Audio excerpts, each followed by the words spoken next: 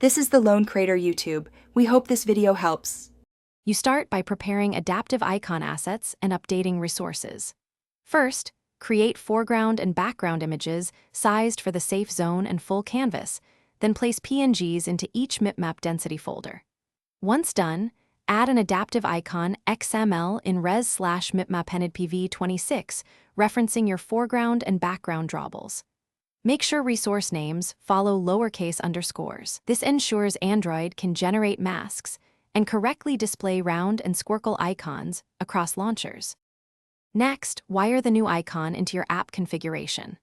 Open Android Manifest and set Android, icon and Android, round icon to the adaptive mipmap resource name. This tells the system which icon to use at runtime. Then verify build. Gradle settings like application ID and any product flavors that might override resources. Once configured, clean and rebuild the project so Android Studio picks up the new resources.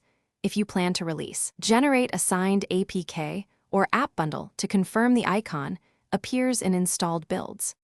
Finally, validate the icon across devices and launchers.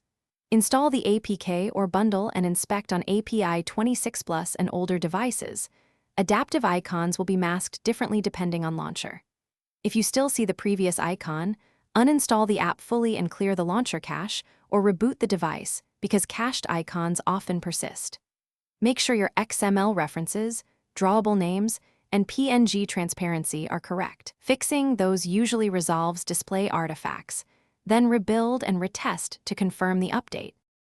Thanks for watching. Consider subscribing if we helped you.